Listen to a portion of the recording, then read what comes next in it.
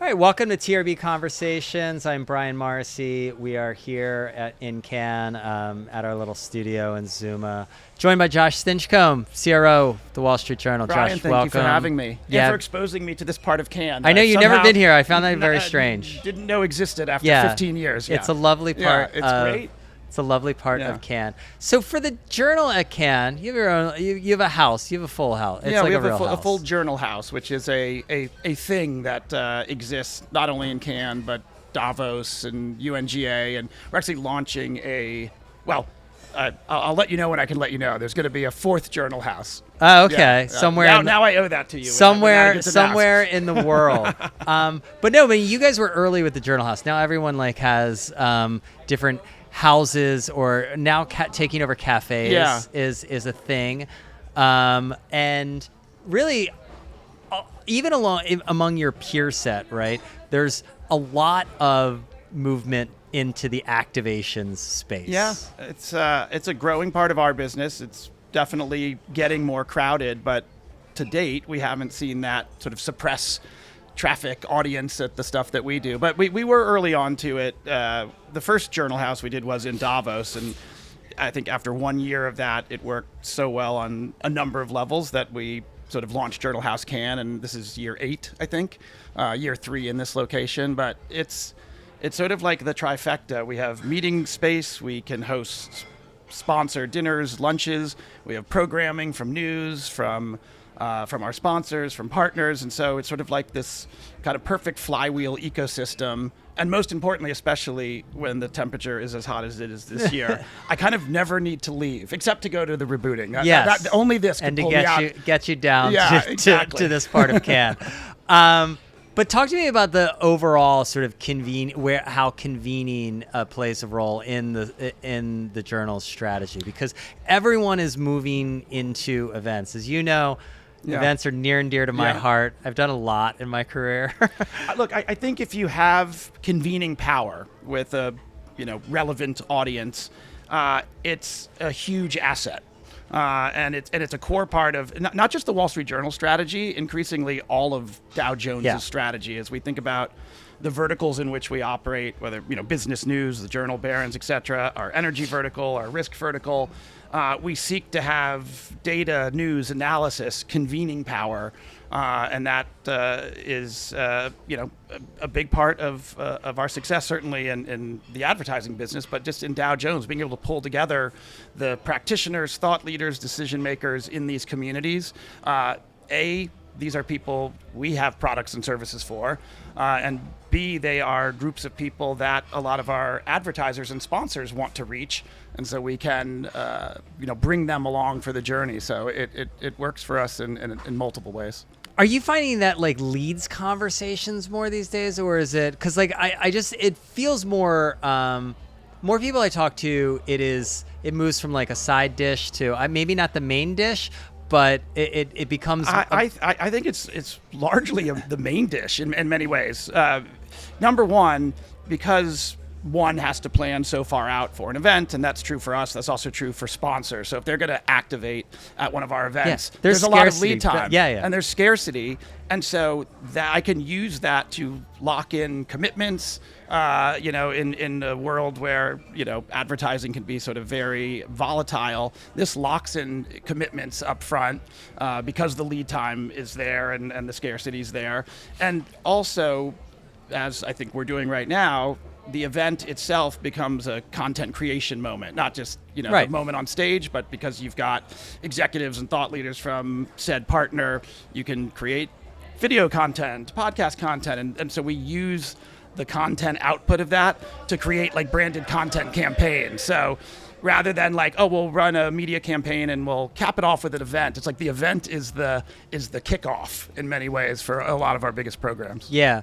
And so from a client perspective, why is there so much demand for in-person right now? I mean, is it a kind of reaction to AI and just being on screens too much? Yeah, I mean, sort of getting into the human psychology part of it, I do think, as more and more time is spent staring at screens.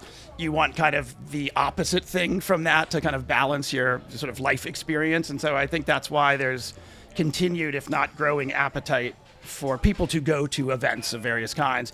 I think from a sort of business perspective for us, primarily we operate in B2B categories. B2B categories that are often, not looking for mass reach. There's a very specific set of people that they want to get access to and influence.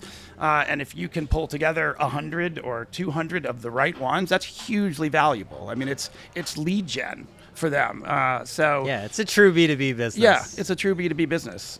So I think it's particularly relevant for the Journal, but I think it continues to work for us and others because people seem to still really want to go out and be around other humans, and maybe more than they used to. I know that,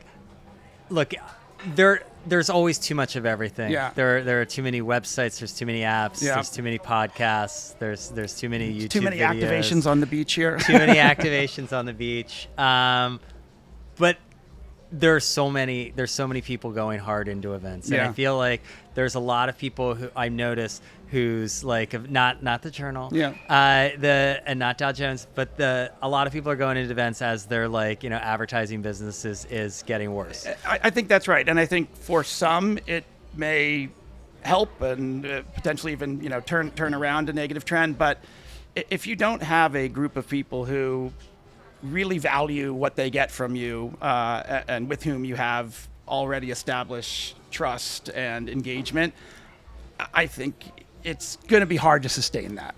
I think it works for certain players, not for everyone. It'll be interesting to see, after this sort of influx of activations from publishers and platforms of various sizes, how many of them have staying power doing it.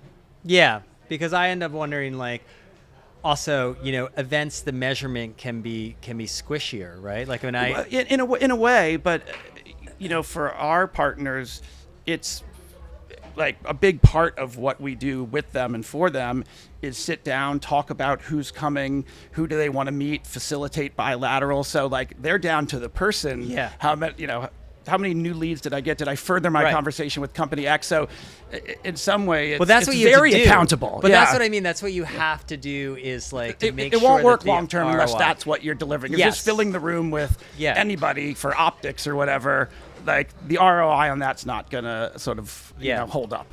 And how do you end up thinking about stitching it together with all of the other products?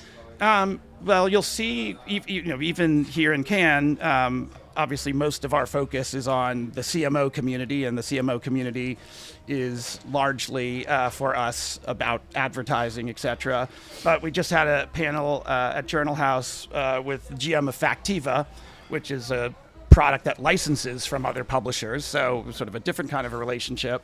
And in Davos, you'll see panels that we'll do with people from our risk team or energy team. And even outside of Journal House, our CEO Council meetings in DC or California, it will now be more of a combination of programming from the newsroom, but also from our geopolitical risk business. So we find ways to bring that expertise into these events that are increasingly like a container for interesting information for a community of people that could come from a broader set of Dow Jones assets than historically was the case. I've always found your council business fascinating. Yeah, well, that's another thing.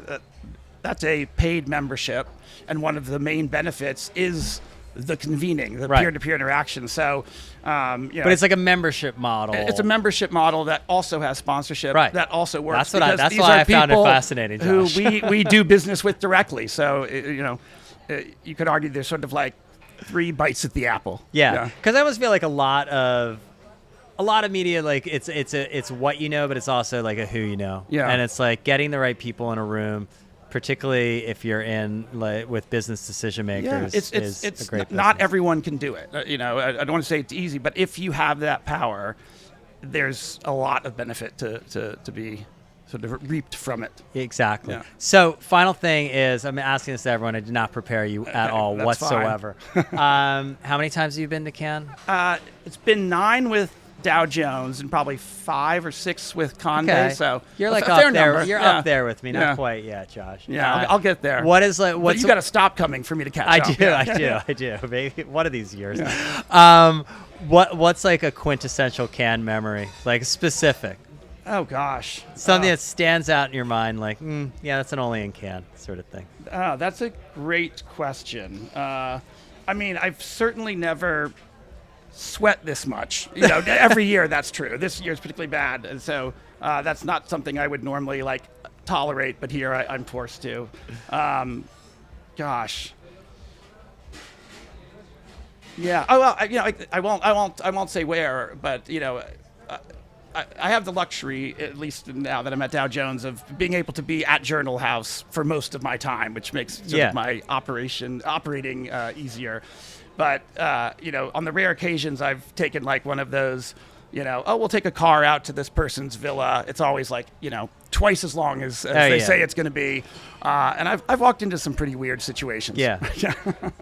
Okay. We'll just leave it there. That. I think although the twice as long, because I think you came to a dinner I did up in the hills. That one was great. That was not weird at all. It was absolutely twice as long as it was. I told everyone it was 15 minutes. Yeah, that's the right thing to do. So you're a good marketer. See? I mean, it's canon. If you can't like fudge it here, you can't fudge it ever. Yes. Awesome, Josh. Thank you so much. Thanks for having me.